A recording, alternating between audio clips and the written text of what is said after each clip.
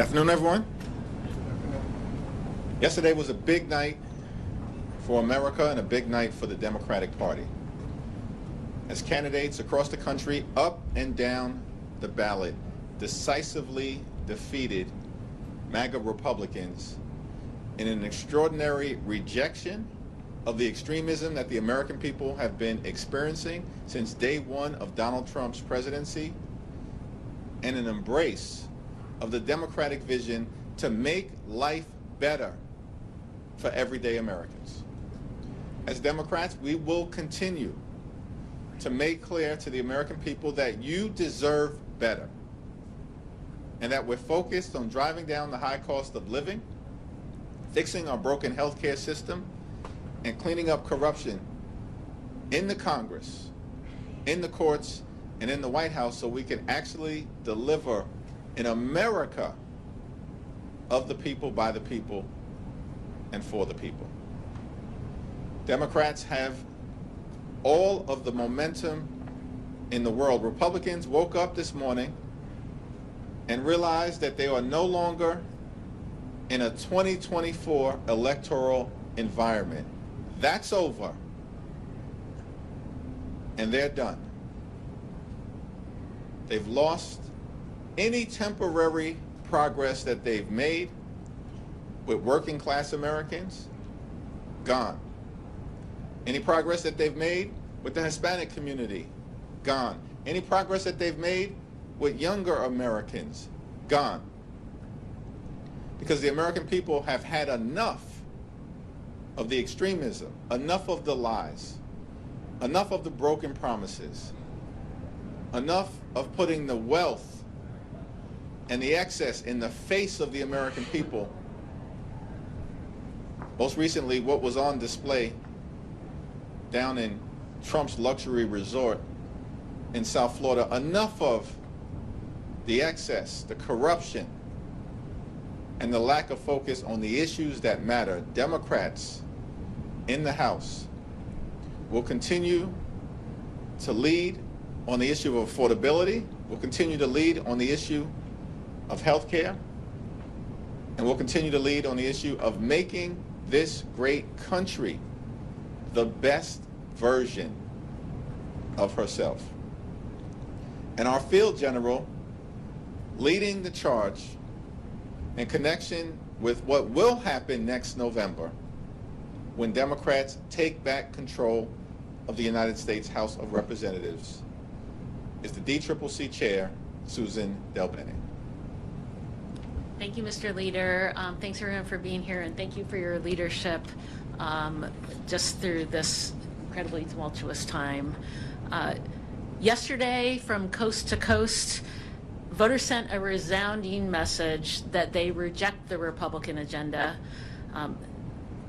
They are raising costs on everything from healthcare, housing, utilities, their efforts to blatantly, and they rejected their efforts to blatantly rig the system to stay in power. Voters in California stood up and rejected Republicans' attempts to rig the midterm elections and deny people in California their representation in Congress. California was significant because it showed that voters won't let Republicans cheat their way to win. The passage of Proposition 50 is a victory for free and fair elections. It proved that the public understands what's at stake and that Democrats are fighting to level the playing field and respond to the outrageous and un-American attempt by Republicans to rig the elections. The Prop 50 vote also sends a message that while we didn't ask for this fight, that Democrats and the American people are ready and willing to fight back against this Republican scheme. Whether it's California, Virginia, Maryland, Illinois, or other states, we are prepared to fight back on every possible front, every step of the way. Last night's results also affirmed what we've been building here at the DCCC all year is the right recipe to win in 2026. In Virginia and New Jersey, voters overwhelmingly rejected the Republican vision that puts the wealthy and the well-connected over the needs of everyday families. It's a testament to the quality of candidates like Sherrill and Abigail Spanberger, our colleagues and now soon-to-be governors. They're both former red to blue candidates. They're former House frontline members that flipped their seats in 2018. For the midterms, we're recruiting the same types of candidates. House Democrats are running incredible patriots all over the country who are raising their hands to serve their communities. They come from different backgrounds, different walks of life, but they are all united in their shared singular passion to fight for their communities, to make a difference, to work to lower costs and to improve the lives of working families. And they are ready to work hard. We cannot take anything for granted, and our candidates are out there working hard for every vote. Meanwhile, Republicans are only focused on how they can bend the knee to Donald Trump and rubber stamp his disastrous policies. Now, I say a lot, and I will say it again because it's true. Our great candidates are the difference. They are the ones who make the difference in our mission to take back the majority. Great candidates actually take the time to listen to their communities. If Republicans were actually listening to their communities, they'd know that people are hurting, they are struggling, all because of the reckless Republican agenda and their harmful policies. House Republicans are wrecking our economy, and people are struggling day to day. They are personally feeling how bad the economy has gotten under the Republican trifecta. Groceries, utility bills, housing, health care, child care, everything is getting more expensive because of House Republicans. Trump and House Republicans promised on day one to lower costs, and they've broken that promise over and over and over again. It's going to cost them the House majority. All year we've been saying that Republicans are running scared, and last night showed us why. By every metric possible, we are seeing the American public sour on Republicans' disastrous record of broken promises. And it's why voters are going to reject them in the midterms. House Democrats have the better message. We have stronger candidates, more resources, and as we saw last night, a favorable political environment. The American people are with us. And that's a big, big reason why we're going to take back the majority in 2026. Thank you, and I'll open it up for questions. Mariana. Through line between the success we saw in Virginia and New Jersey and also Mamdani in New York is obviously the message of affordability is one that House Democrats have been talking about throughout the year. We know that's going to be number one plank on whatever agenda you will have, but what other lessons, what other issues stood out to you all last night that will also be part of this House Democratic agenda to bring back the majority? Well, it is the number one issue, and it was the number one issue in 2024 as well. And one big reason why we overperformed in the House, picking up seats on the Democratic side, was because we had candidates talking about economic issues, talking about those pocketbook issues on the ground. And it absolutely continues to be the top issue. Like I said, housing, healthcare, childcare, energy costs, groceries, all going up because of Republican policies. And people see that, they feel that. You saw people cast their vote knowing what's happening right now. We have candidates across the country who are talking about that. So that is having great candidates talking about the issues that matter, working hard, and actually listening to people is a huge reason why we win. Affordability is definitively the decisive issue, as we saw last night, and our candidates now, governors-elect or mayors-elect, are on their way to serving the communities that they sought to represent because they leaned in aggressively on driving down the high cost of living and addressing the affordability crisis that we have throughout America. In an environment where Donald Trump promised to lower costs on day one, but costs haven't gone down, costs are going up. Trump tariffs are making life more expensive for the American people by thousands of dollars per year, and the American people know it. Housing costs are up, child care costs are up, grocery costs are up, electricity bills are through the roof, and now throughout this 36-day Trump Republican shutdown, the American people know that for tens of millions of folks, their healthcare premiums, copays, and deductibles are about to skyrocket at levels that will make accessing a doctor unaffordable for them because of the Republican refusal to extend the Affordable Care Act tax credits. And so we're in an environment where Democrats are going to continue to lean in on lowering the high cost of living because America's too expensive right now, and continue to make clear that Republicans haven't done a damn thing to make their life more affordable. And in fact, they've done the opposite, which is to make life more expensive for working class Americans, middle class Americans, and everyday Americans. At the same time, what is also interesting is that you saw decisive Democratic victories in other parts of the country that clearly also signal the national environment that we're in. Sweeping the state Supreme Court races in Pennsylvania, a battleground state that Donald Trump just won last year.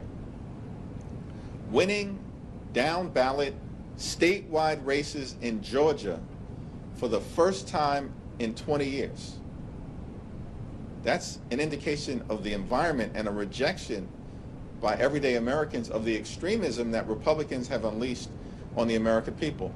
And thanks to great leadership from Governor Newsom, who's done a phenomenal job leading the Prop 50 effort side by side with the congressional delegation led by Zoe Lofgren, Pete Aguilar, and Speaker Emerita Nancy Pelosi, side by side with our partners in organized labor, side by side with the California legislative leaders. It was an all-hands-on-deck effort to get Prop 50 over the finish line decisively.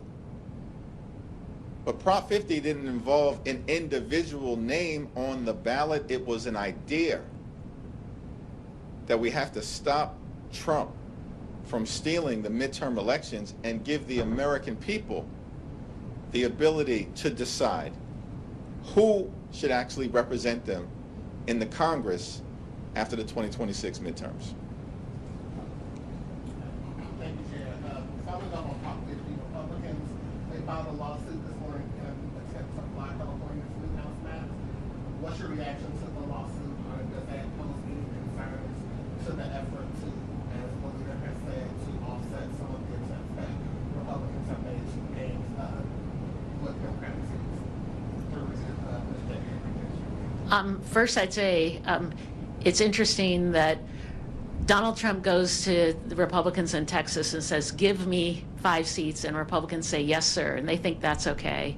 The people of California, who got to have a vote and a voice, Republicans don't think that's okay. I think that says everything about where Republicans stand. It's a frivolous lawsuit. Everything that was done in California was done consistent with the Constitution at the state level, with the United States Constitution, and with Section 2 of the Voting Rights Act. Compare that to Texas, where everything was done to undermine the Voting Rights Act and violate the Constitution, because the 5 districts that were targeted by Donald Trump and Texas Republicans were all represented by African American or Latino members. All 5 that they want to wipe out as part of their effort to rig the midterm elections.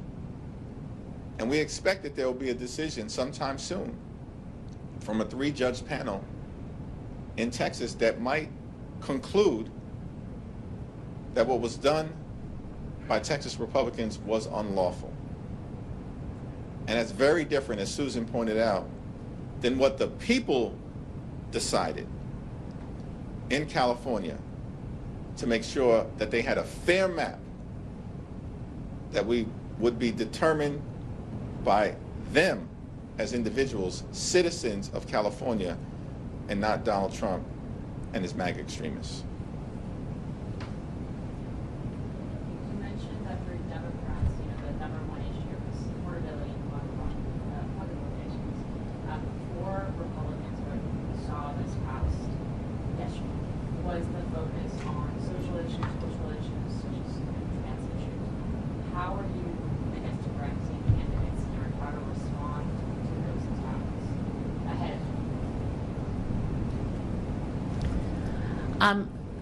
Candidates talking to people on the ground, talking the issues that matter, taking issues head on. That's how we win in purple districts. And we have candidates doing that. You saw that with Abigail Spanberger and Mikey Sherrill in their races. Republicans have nothing to talk about. They are not talking to people about the issues. They're focused on the pocketbook issues that are impacting their communities.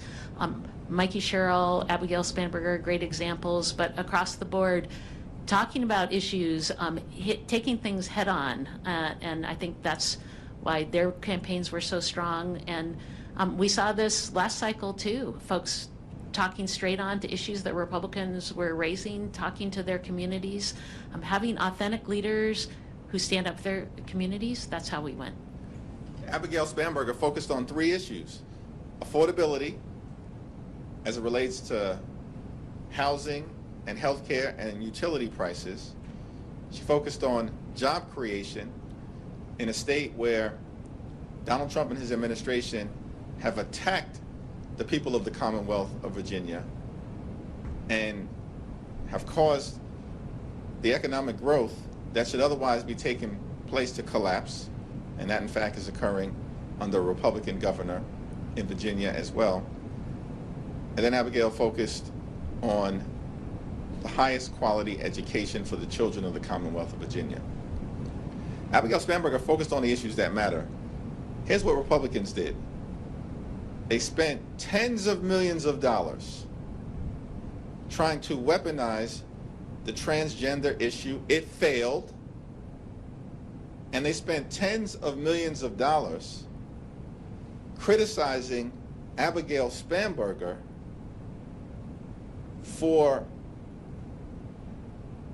deeply inappropriate text messages that were sent by the Attorney General candidate,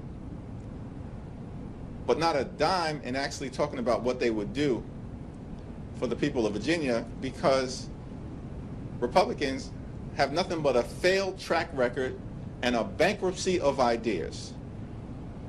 But that playbook failed spectacularly. In fact, the Democratic candidate for Attorney General won, and it wasn't even close by the standards of Virginia, 5 points, let alone Abigail Spanberger winning by 15. So this guilt by association playbook spectacularly failed because Democrats are staying focused on the issues. In 2018, it was pretty controversial when the DCCC leadership got involved in primaries. There's a lot of crowded primaries for open Democratic seats right now. There's a lot of crowded primaries to take on vulnerable Republicans. There's a lot of insurgent candidates challenging incumbents. What is the DCCC's policy going to be when it comes to influencing those primaries? Our policy is the same policy we've had since I've been chair. You know, we have great candidates running, sometimes multiple great candidates running in primaries, and they are going to work hard to earn support in their communities to differentiate themselves.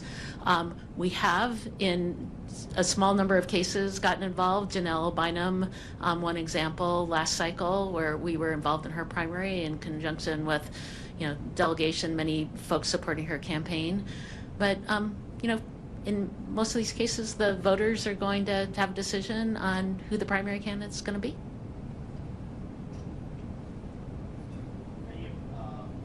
Senator Sanders, just to follow up on that question, a short time ago, was asked about particularly primaries. He said, of course, there's a division within the Democratic primary. How do you guys think about some of these competitive primaries when it comes to, trying to put forward a unified message going ahead? Well, the DCCC focuses on swing seats, defending our frontline incumbents, all of whom are on their way to winning re-election, and flipping red seats blue. And the DCCC has never gotten involved in primary dynamics that involve safe Democratic seats, and that policy has not changed. Thank you. Earlier today, President President Trump said the shutdown had probably hurt Republicans in elections, especially in Virginia. I'm wondering if that gives you any encouragement that this could kind of bring Republicans to the table for negotiations to have a shutdown. The responsible thing to do, and this has been the case since October 1st, is for Donald Trump, Mike Johnson, and John Thune to sit down with Democrats on Capitol Hill who represent half the country so we can reopen the government, enact a bipartisan spending agreement that actually makes life better for the American people, including as it relates to driving down the high cost of living because America is too expensive, and decisively addresses the Republican health care crisis that is crushing people all across America. Working class America, small town America, rural America, urban America, the heartland of America, and black and brown communities throughout America. Republican policies are crushing people, particularly as it relates to the cost of living and health care, and the American people are rejecting that extremism, and we saw it on full display from coast to coast and everywhere in between last night.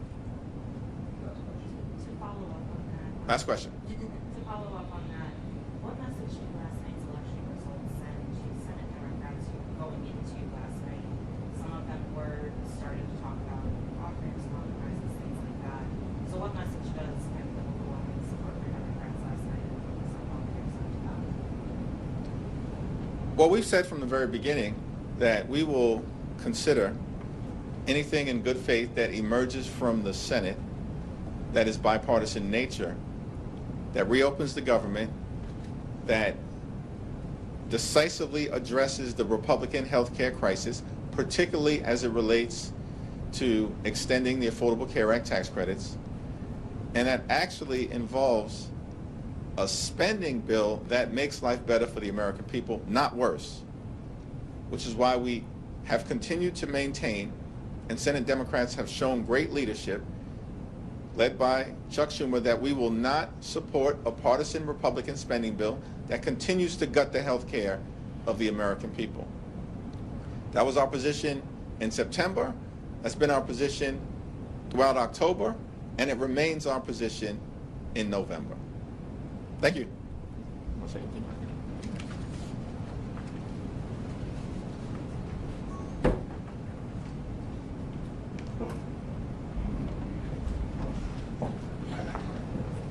you send me what I need to do for a fun? Yep. Want to start out? Steve? No? Get out. Do you want to say anything? I appreciate it. Absolutely, that made life much easier.